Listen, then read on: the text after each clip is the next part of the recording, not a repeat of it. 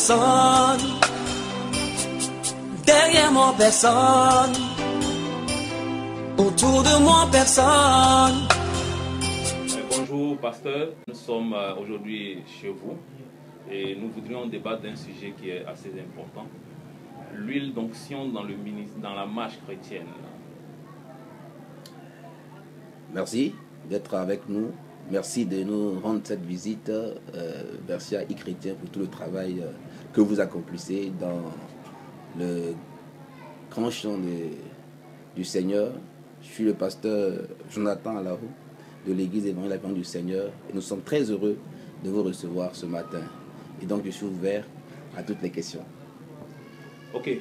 Comment pouvez-vous définir l'onction d'huile? Oui, l'onction d'huile, par définition, ça signifie oindre. Quand on parle de onction, il s'agit de oindre, de verser de l'huile sur quelque chose ou bien sur quelqu'un. Donc, je dirais par définition que l'onction, c'est la pratique qui consiste du moins à répandre de l'huile sur quelqu'un ou sur quelque chose. En d'autres circonstances, ça peut être du parfum. Voilà, ça peut être un parfum. Mais tout est-il que l'onction consiste effectivement à répandre de l'huile ou du parfum sur quelque chose ou sur quelqu'un. Okay. Voilà. Nous rencontrons souvent dans certains ministères où l'usage de l'onction d'huile est assez fréquent. Quel est votre point de vue dessus? Bien, j'ai un avis vraiment assez réservé quant à l'usage de l'huile, ce qu'on appelle communément l'onction d'huile, huile d'onction. En tout cas, j'ai un avis vraiment réservé parce que pour moi, c'est une pratique qui n'est pas d'actualité. C'est une pratique qui ne cadre pas avec la dispensation dans laquelle nous nous trouvons aujourd'hui. Et c'est justement bienvenu d'ailleurs que les chrétiens s'intéressent à ce sujet. Et je crois que Dieu nous aidera à comprendre un peu de quoi est-ce qu'il s'agit quand on parle d'onction et d'onction d'huile. Et nous rencontrons effectivement, comme vous l'avez dit tantôt, oui. Son usage est assez exagéré. Mais nous rencontrons certains ministères qui en font un commerce. Votre avis? Parce que l'onction, nous, selon ce que nous connaissons, c'est la manifestation de l'Esprit de Dieu, n'est-ce pas? Oui. Comment pouvez-vous définir l'onction? L'onction, oindre, onction, comme on le dit communément dans notre milieu, dans notre jargon, c'est le fait que l'Esprit de Dieu soit répandu sur une personne. Vous savez, dans l'Ancien Testament, Josué a reçu cette onction. L'Esprit de Dieu est descendu sur Josué pour une activité, pour un ministère bien précis. Dans l'Ancien Testament, des personnes étaient visitées temporairement par l'Esprit de Dieu. David et Jésus lui-même, en son temps, a reçu aussi cette onction. Le fait que l'Esprit de Dieu soit répandu sur une personne pour un ministère bien particulier. Mais c'est différent aujourd'hui dans la pratique. Pourquoi? Parce que c'est un symbole, l'huile. C'est généralement dans la Bible, il est utilisé comme un symbole de l'esprit. Et donc dans le temps, vous savez, cet usage de l'onction était à 3 caractères. Il y avait l'usage corporel. On l'utilisait, l'huile, on se oignait d'huile pour des problèmes corporels. Dans un climat chaud, dans un climat humide, il fallait répandre un peu d'huile pour préserver la peau des irritations. Ensuite, on a utilisé l'huile pour la consécration des serviteurs de Dieu, ces sacrificateurs dans le temps, et des rois. Et donc, c'était un symbole. Et ensuite, il y a eu l'usage médical de l'huile, qui servait aussi, c'était avec une vertu thérapeutique. Ça pouvait adoucir certaines blessures, certains ulcères, et l'homme malade pouvait recouvrer la vue. Et donc, c'est l'usage de l'huile dans la consécration des serviteurs de Dieu et des rois qui s'est prorogé aujourd'hui dans nos églises où les gens utilisent l'huile là comme le symbole du Saint-Esprit que nous devons recevoir. Mais le problème, c'est que les dispensations ne sont plus les mêmes. Nous avons vécu la dispensation de la loi et aujourd'hui nous sommes dans la dispensation de la grâce. Cette dispensation est nécessairement, essentiellement spirituelle et donc tout se fait de façon spirituelle. Écoutez, ne vous fâchez pas si je prends un peu de temps, mais c'est juste pour permettre à chacun de bien comprendre. Vous voyez, lorsque l'apôtre Paul devait être envoyé, n'est-ce pas, en mission pour le service, la Bible déclare que le Saint-Esprit dit expressément à l'Église, mettez-moi à part Paul et Barnabas pour l'œuvre à laquelle je les ai appelés. Et leur ayant imposé les mains, ils les laissèrent partir. Alors, si dans le Nouveau Testament, l'Église primitive, l'Église apostolique, on ne voit à aucun moment des serviteurs de Dieu de cet âge-là être envoyés, être consacrés avec de l'huile qui est répandue sur la tête, ça doit normalement, pour celui qui étudie la Bible, l'amener à chercher qu'est-ce qui s'est passé pour que cet usage dans l'Ancien Testament ait disparu dans l'Église primitive. Il y a eu un changement qui s'est opéré, changement de dispensation, et donc ça fait qu'aujourd'hui, nous devions normalement suivre ce que l'Esprit dit. Mais les gens veulent nous ramener à l'ancienne dispensation. Et je pense qu'il faut se ressaisir. Il ne faut pas travestir la vérité. Il faut rester dans la parole de Dieu. Voilà. Ok, bon, vraiment, tout à l'heure, vous avez touché un point qui est pour nous assez essentiel, la consécration des serviteurs de Dieu. Et Paul et Barnabas ont été consacrés, oui, sans huile. Sans huile. Mais pourquoi est-ce que nous retrouvons aujourd'hui des consécrations qui se font pratiquement avec de l'huile? Vous savez, l'homme en général et l'Africain en particulier aiment le sensationnel. Ils aiment le sensationnel, les choses qu'on peut toucher, etc. etc.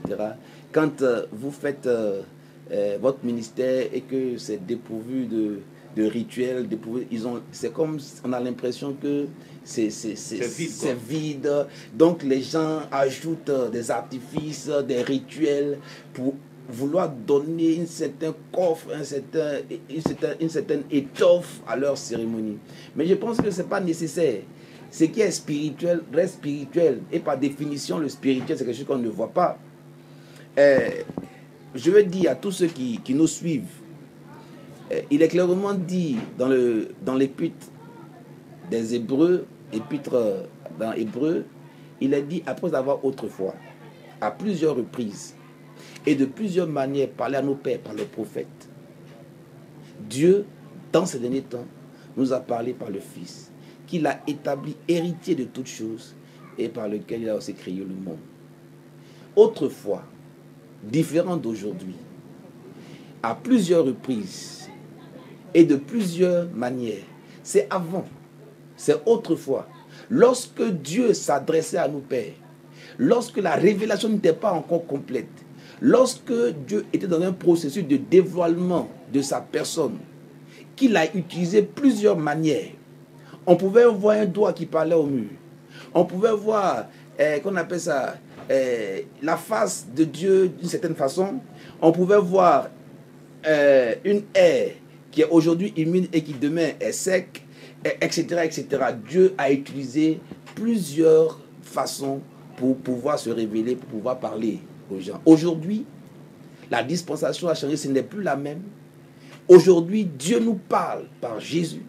Il nous parle par son Fils. Il nous parle par la parole.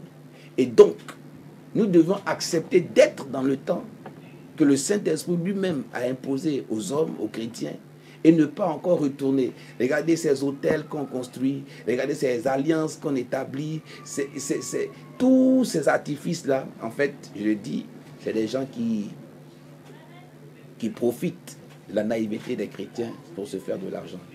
Sinon aujourd'hui, l'Église est un édifice spirituel, essentiellement spirituel. Le message est essentiellement spirituel. La puissance est essentiellement spirituelle. Et les hommes qui y sont devraient être essentiellement spirituels.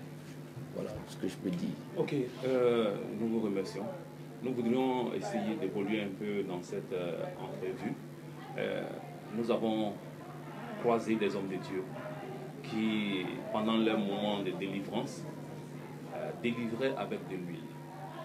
Rien que de l'huile. Alors que l'huile est utilisée, comme vous l'avez dit tout à l'heure, l'huile dans l'Ancien Testament était utilisée pour consacrer les gens. Était aussi utilisée pour préserver la peau de certaines irritations. Donc des usages assez précis. Mais nulle part nous avons vu dans l'Ancien Testament où des délivrances se sont opérées à base de l'onction d'huile. Aujourd'hui, nous rencontrons des ministères qui en font de l'onction d'huile leur instrument de délivrance. Votre sentiment? Vous savez, loin de moi la pensée de vouloir juger un ministère, de vouloir juger une pratique, mais je dis pour moi, tout ce qui n'a pas de fondement biblique, toute pratique qui n'a pas de fondement biblique est à proscrire dans le monde évangélique. Vous savez, le seul usage que nous avons de l'huile dans le Nouveau Testament, j'insiste sur le Nouveau Testament parce que c'est cette époque-là, c'est cette ère-là, c'est de cette ère-là que nous sommes, nous chrétiens. Nous sommes dans cette dimension de la grâce. Et donc, le fondement de la foi est tiré des épîtres. La seule fois où l'huile est recommandée, c'est dans le cas de maladie. C'est dans le cas et non pour l'exorcisme. Ce que vous appelez communément la délivrance. Non. L'huile ne sert pas à faire de l'exorcisme. Alors je ne sais pas dans quel contrat ils sont, je ne sais pas de qui ils tiennent ça, mais ce que nous savons de la parole de Dieu, ce que nous savons, la seule fois dans Jacques où c'est recommandé, c'était pour prier pour un malade. Mais même là encore, il faut une bonne exégèse, une bonne interprétation pour comprendre de quoi est-ce qu'il est question.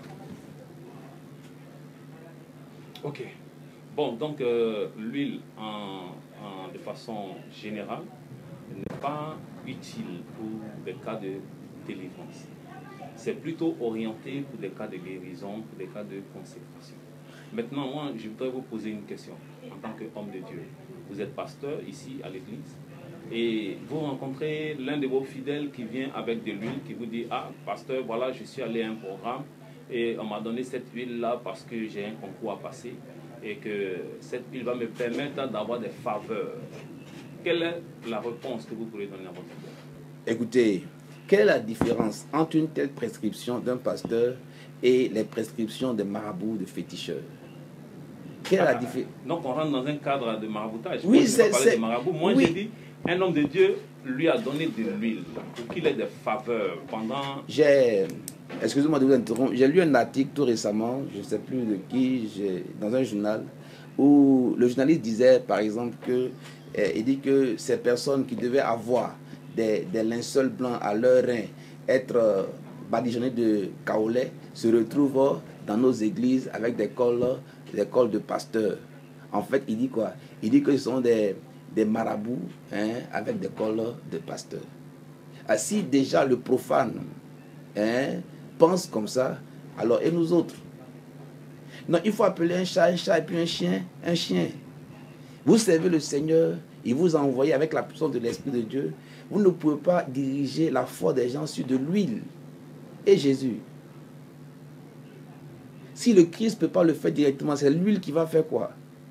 On nous énonce des passages tirés dans l'Ancien Testament. En raison de l'huile brise le joug, l'onction qui brise le joug, etc. Mais Jésus a tout accompli pour nous. La Bible dit expressément que quiconque invoquera le nom du Seigneur sera sauvé. C'est dans la foi au nom de Jésus-Christ que nous obtenons ces grâces, nous obtenons ces bénédictions. Les gens souffrent de la faim, ils souffrent de pauvreté, excusez-moi, et donc ils vendent tout. En fait, c'est du commerce. Et moi, je dis, je m'érige contre cette pratique. Je la dénonce. Jésus n'a pas eu besoin d'huile pour exercer son ministère. Il ne nous a pas envoyé prêcher l'huile. Il ne nous a pas envoyé vendre de l'huile. Il nous a envoyé guérir les malades en son nom, prêcher le salut en son nom, guérir les cœurs brisés en son nom. Et je pense que c'est le seul nom donné par lequel nous pouvons être sauvés. Il n'y a de salut en aucun autre. Sous ce ciel-là, c'est Jésus. C'est celui qu'il faut prêcher. C'est celui qu'il faut annoncer. Et c'est vers Christ qu'il faut mener la foi des uns et des autres. Pas vers de l'huile. Pas vers... Mais aujourd'hui même, il y a de l'eau. Les gens se servent de l'eau. Oui. Voilà. Ils vont vous dire que c'est sur révélation que Dieu leur a révélé. Vous savez... Parce que les gens marchent maintenant par révélation, non? Effectivement. Et là encore, nous disons que l'expérience n'est pas normative. Vous vivez une expérience, l'expérience que vous avez vécue ne peut pas faire figure d'enseignement. C'est pour cela que tantôt il a dit que loin de moi la pensée de vouloir juger quelqu'un. Écoutez-moi bien, si quelqu'un tient effectivement de Dieu sa pratique, qu'il persévère, qu'il prospère là-dedans. Mais ce que nous savons de Dieu, ce que nous avons vu faire dans les Écritures, ce que nous enseignons, c'est différent de ce que nous voyons faire sur le terrain. Alors, excusez-moi, qu'on appelle ça, le christianisme, c'est un héritage. Nous l'avons hérité de nos pères. Si aujourd'hui je sais prier, c'est parce qu'on m'a appris à prier. Si je suis chrétien, c'est parce que quelqu'un m'y a conduit. N'est-ce pas? Il n'y a pas de chrétien spontané, de chrétien chacun pour soi. C'est une tradition. On reçoit des pères et nous sommes chargés, nous sommes responsables de transmettre ce message aux générations futures à venir en la préservant de tout ce qui peut la corrompre. C'est dans cette lignée-là que nous nous inscrivons. Nous sommes chrétiens évangéliques, conservateurs, orthodoxes, chrétiens bibliques, biblicides. Et tout ce que la Bible ne prescrit pas, nous nous abstenons de le faire. Les révélations, c'est subjectif. Chacun peut décider, chacun peut dire qu'il a de Dieu, etc., etc. Vous avez votre expérience. Vous avez vu. Écoutez, la Bible nous a prévenu en disant que tout ce qui est ange que nous voyons n'est pas forcément de Dieu, parce qu'il viendra à nous déguisant dans de lumière. Or, c'est un lourd ravisseur. Alors donc, tout ce que nous voyons dans nos rêves, tout ce que nous voyons comme révélation ne vient pas forcément de Dieu. Ok, notre entrevue tire à sa fin. Un dernier mot pour nos internautes.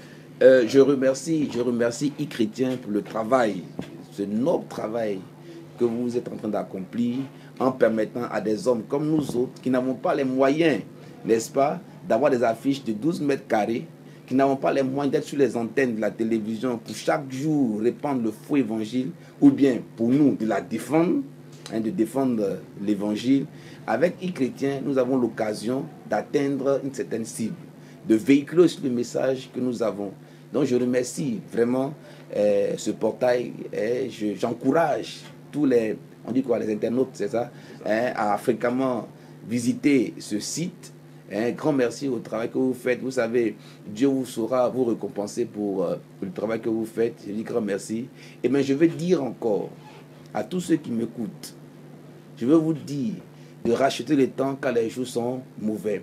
Vous savez, les temps dans lesquels nous sommes sont des temps qui ressemblent exactement au temps qui avait cours au moment du déluge. Et le Seigneur nous avait dit en disant que ce qui arriva du temps de Noé arrivera de même à l'avènement du Fils de l'homme. Mais les gens n'étaient pas préparés. Les gens n'avaient pas pris leur disposition jusqu'à ce que le déluge vint et les emporta tous. Je voudrais que tous vous soyez éclairés, que tous vous plongez vos regards dans la parole de Dieu. Ne vous laissez pas distraire par ces pratiques sur le terrain. Tout ce que vous ne voyez pas dans la Bible, vous devez révoquer, refuser ça. Les chrétiens thésaloniques avaient des sentiments plus nobles. Ils examinaient chaque jour les Écritures pour voir si ce qu'on leur disait était vrai. Nul n'est censé ignorer la loi. Alors, portez vos regards dans la parole de Dieu. Ayez une étude systématique de la parole de Dieu pour ne pas vous laisser tromper par de soi-disant pasteurs, de soi-disant apôtres, de soi-disant prophètes. Toute la révélation est consignée dans ce livre. Tout ce dont nous avons besoin pour mener une vie chrétienne victorieuse est là, dans la parole de Dieu. Et celui qui aura plongé le regard dans la parole de Dieu va vivre. Grand merci à vous. Et si vous avez besoin de guérison, besoin de quoi que ce soit, invoquez le Seigneur Jésus-Christ. Ne cherchez pas la délivrance dans l'huile, ne cherchez pas la délivrance dans l'eau, ne cherchez pas la délivrance dans les parfums. La délivrance se trouve dans le nom de Jésus-Christ. Le salut est au nom de Jésus-Christ. Il exauce les prières qui sont faites en son nom. Et avec le Seigneur Jésus-Christ, vous aurez une vie meilleure. Que Dieu vous bénisse. Amen.